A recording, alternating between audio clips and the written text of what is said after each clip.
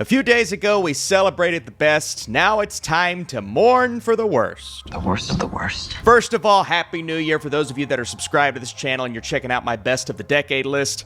I'll see you next year.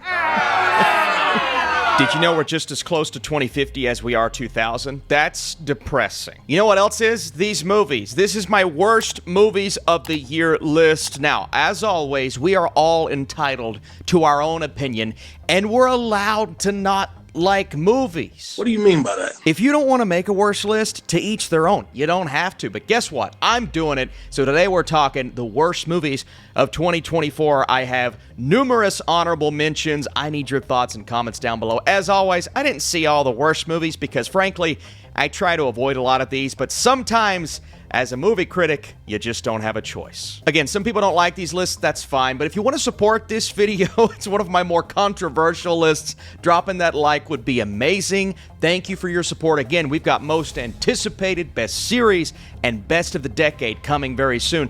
But I'm going to start with some notable bad movies that didn't make my bottom 10 list. I see a lot of streaming and Netflix films, so lots of those in my bottom 10, and I can't lie to you and not give you the worst movies. So here are some films that you've probably heard of. They're notably bad. Let's start with Argyle. What a disappointment. The Pool Man. Chris Pine, what are you doing? Rebel Moon Part 2, not the extended cut. The original cut is bad. A Family Affair. Just what in the world was this? Here's a controversial one. Emilia Perez, probably going to get a Best Picture nomination. I just did not like this movie at all. Joker 2, Folie à Deux, what are you doing? Venom Part 3, it's not the worst, not on the level of the other two, but still not good. Red 1, just a Christmas disaster. The Garfield movie, I like the beginning, everything else, what in the world? Damsel on Netflix, I was in distress while watching this, and finally Wolves. Boring. George Clooney, Brad Pitt, who cares? I almost fell asleep. Now we get to my dishonorable mentions. These movies almost made the bottom 10. How about Time Cut? I'll say it again, Totally Killer did it better. Megalopolis. I wanted this to be amazing. The Brutalist was the great version of this. This was kind of a disaster. We're gonna lump in all these bad horror films. Again, a good year for horror, but then you have Night Swim, Founder's Day, The Strangers Chapter 1, and Imaginary. How about Woody the Woodpecker Goes to Camp? Why did I watch that movie? And finally, Beautiful Wedding, just as bad as the first. Yes, it's a sequel. You don't have to see either. Let's start with Unfrosted on Netflix. I am often looking for a great comedy. This year had some really good comedies, a couple that really surprised me, but all in all, it was just a really disappointing year for movies that are supposed to make you laugh. One that I thought would really make me laugh was Unfrosted from Jerry Seinfeld. He came out and he said, movies just aren't funny anymore. We need to make something great. And to an extent, I agree with him. But then he goes out and directs Unfrosted. And I'm just like, well, I mean, Jerry, what are we doing, Jerry? It's not even good. This guy stinks! Melissa McCarthy, Jim Gaffigan, Hugh Grant, Christian Slater, Jerry Seinfeld, Amy Schumer. So that's definitely a choice. Look, I love a good satire. I love when a film comes out. And first of all, admittedly, it does kind of capture this time period. And a lot of people were in my comments section saying, Austin, they got the time period right. So much nostalgia. Okay, but what about the movie that's just not funny? And they're consistently and constantly going for the gag that just doesn't hit the mark, and then they're trying to incorporate slapstick humor that never made me laugh. And here's the thing about a comedy, they're so subjective, not everyone's going to feel the same way about this. But when there is a film that goes for it at every turn and consistently falls short like this in that genre, I have to put it on my worst list. The Weird Al movie from a few years ago did it much better. That was over-the-top satirical, but it actually made me laugh. This one, what in the world? And then they try to incorporate some elements at the end. I'm just like, you're trying to, and it's just not working, man. What you're doing right now is not funny. None of it. Harold and the Purple Crayon. This is not me piling on top of Zachary Levi for what he believes politically, because I think that's frankly pretty stupid. If you're following a celebrity for their politics, get a life. But Harold and the Purple Crayon, is flat out not a good movie. What is it about these live action animated things or based on an animated idea to where they've got to go to New York and run around in New York with the... That's the least creative thing you could do. Harold and the Purple Crayon is about a kid who for some reason is grown up here. And it's like, okay, that idea could work.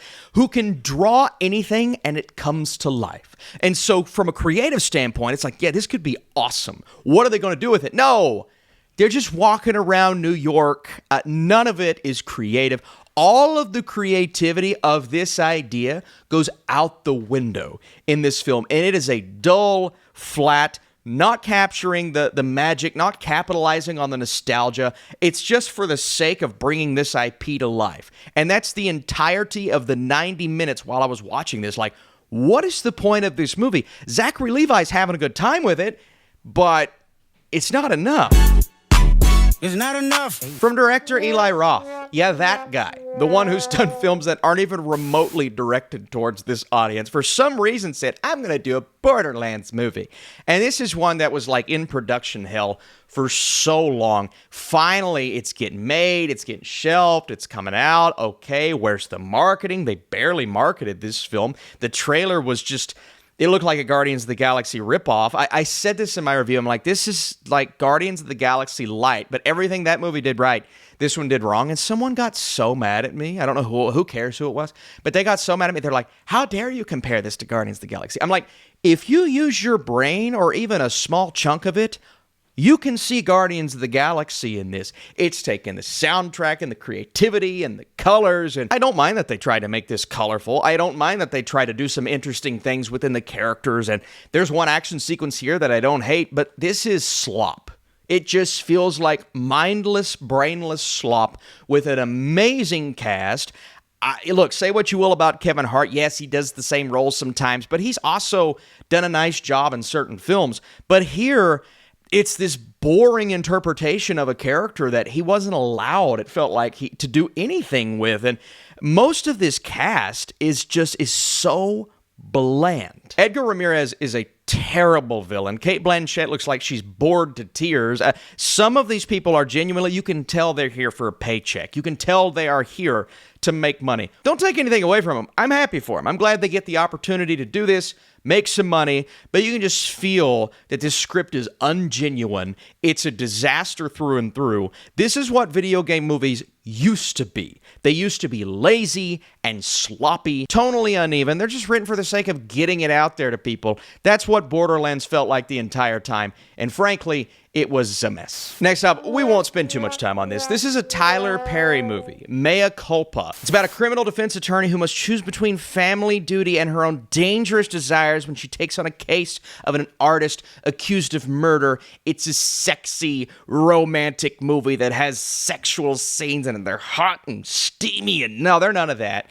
Even if they were that, it is such a poorly written movie. I mean, you know when those movies come out on Netflix and there are certain scenes that make their way onto Twitter and X and Instagram and it's like, I can't believe this actually made it. Like people watched this and then they approved it. Now, for satirical purposes, I could understand a movie like this allowing those things to go through, but this, I don't think this is supposed to be satirical. Look, I know Tyler Perry often does films like this. Feels like there's one every 2 or 3 months on Netflix, and I watch him, I'm just like, it's not good, it's not passable, it's just there, it exists. But watching this film, there were so many moments where I'm like, okay, that was bad. The delivery and the line, the one-liner that was written, and there's so much of it throughout. You start laughing, and then you get 30 minutes in, you're done laughing, you're just like, can I go? Teacher, can I be excused? I gotta get out of here! Even the 6888 that just came out, right? There's a good performance or two in that film, but there are lines where you're like, is this supposed to be satirical? This film, Mea Culpa, is full of them. Through and through. And Trevante Rhodes is an outstanding actor. You wouldn't know that while watching this film. All right, how about Bill Skarsgård's The Crow, the remake directed by Rupert Sanders, that is, I guess, supposed to recapture what the original Crow captured, and that was What is this trying to do? The thing about this film is you're supposed to care about the romance. I know that because they spend 45 minutes on it before the crow actually crows. Whereas in the first film, the original, they give you 15 to 20 minutes in build-up, and then we get the crow, right? And some would think to themselves, that's too short. We don't know. But they do such a good job of giving us that backstory, allowing us to have an emotional connection, and then boom, you're off to the races, something gothic and awesome. But this movie, there's so much build-up, which would be fine if you cared about these characters and their relationship, but it's just two crazy people running around, having sex with each other, jumping on the bed. Do they love each other? Do they like each other? I don't know. I don't know. I'm just kidding. I was already asleep by that point. Admittedly, there is a fun sequence in an opera house where I'm like, all right, that's cool. But then again, how am I supposed to feel about this character? Because he's doing some things here. I'm like, I don't know. Who's the good? I mean, no one's the good guy. But who am I supposed to care about here? I struggled. This film, thank God Bill Skarsgård had other movies this year to showcase his talents because, yeah. Next up, Saving Bikini Bottom, the Sandy Cheeks movie. I'll keep this brief because I have so much to say, but I don't want to say it because you'd probably want to go do something else, and I don't blame you. That's okay. This was such a disaster when you look at what SpongeBob used to be. And some people are going to watch this. I'd say kids will watch this. All right, this isn't like Harold and the Purple Crayon, even though it's lower down my list, to where kids won't get anything out of this because they have all of the references. The My Leg guy, the lines of dialogue. They're shoehorning in everything in this film to where you're like, he said it. I'm watching this shaking my head going, they are literally milking this product to no end. And nothing against any of the voice cast because they are on it with this. Tom Kenny is amazing. Everyone is really good. Sandy is a main character. They give Sandy a family, and some of those, they're wacky, they're kooky, they're silly. But it's like the story is not interesting. They're shoehorning in so many cameos and references, and all of the SpongeBob memes, they just try to throw into this film to make kids go, oh, I've seen that before. That's on the internet. Is this what SpongeBob used to be? No. It is now a studio corporate product. It is something made solely for kids, which is fine, but they're throwing in all of the memes and internet things that people know SpongeBob for to where there's just absolutely no heart. I felt that the entirety of the time while watching this movie, and as a SpongeBob fan, it's a disaster. This is a disaster! Next up is Atlas, Jennifer Lopez in a mech suit, which is cool on its surface, but then it's like, what's the point of this? Because you could capture like that heart, that emotional touch of something like the Iron Giant. You could give us like this Terminator 2 level action. It's a futuristic sci-fi world that we're living in. And if you look at this cast, it's actually really good. Got Mark Strong and Sterling K. Brown in here collecting the paycheck. Good for you. What are we doing? Simu Liu plays one of the worst villains of the year. It's just like he's there, and there's some sort of relationship that we're supposed to care about, yet we don't care about it. Jennifer Lopez. The relationship with the robot was admittedly, there were times where I'm like, okay, you could have had something there, but you've got to make this movie more interesting than it is. It felt like they took all of these sci-fi scripts, Avatar, Terminator, the Iron Giant, they threw them in a blender, and then told AI to make a movie. That's what this movie feels like. And Jennifer Lopez, say what you will about her. She's an amazing singer, very talented across the board. Her fan pages were after me when I shat on this film. But guess what? I'll do it again, baby. It's so bad. How about another Netflix film? Joey King stars in Uglies, a movie about a bunch of ugly people. They're not really that ugly, but they say they're ugly, and what they have to do when they turn a certain age is they have to get pretty by having this crazy surgery, but it kind of does something to them. It makes them different in a way, and everyone that is pretty is now pretty, and everyone who is ugly, except that's not the case at all. There are so many people who are claimed to be ugly, and it's just like, I see the message, but this is almost an idea that is so hard to execute because you actually have to make them ugly, yet it's all just a bunch of good-looking people. Like, what are we doing? What are we supposed to be doing here? I have heard the book is better than this, and I really hope that's the case because this felt like a Hunger Games / Divergent ripoff, and the Divergent movies aren't even that good, but they are significantly better than what Uglies tried to do. This would have slapped for some people in 2011, but we are 13 years too late for a movie like this, and even then, it doesn't hold a candle to a lot of these futuristic young adult sci-fi movies that have a little bit of pizzazz here and there. Even the Maze Runner movies, I really thoroughly enjoy going back to those. I hope I never go back to Uglies. And poor Joey King, always getting lumped into these bad Netflix films. She's actually pretty talented. There are times here where I'm like, yes, she has talent, but my God, this script. He was so ugly that everyone died. The end. Next up, I did something special. I lumped a couple of movies together just for you all. That is Madam Web and Kraven the Hunter. Really just the Sony Marvel universe in 2024. Look, I could technically say Venom: The Last Dance is not a good movie. I would say it's probably a bad film, but I don't want to say it's one of the worst movies of the year when it's significantly better than Kraven and Madam Web. These two films were a complete and utter disaster. At least with Madam Web, I had no hope. I wasn't disappointed in Madam Web because I thought it looked terrible from the get-go and that it would be a disaster. It absolutely was. But for Kraven, I had a little bit of hope. Even that first trailer, I'm like, okay, that's pretty good. They're using a Johnny Cash song. You got me into it.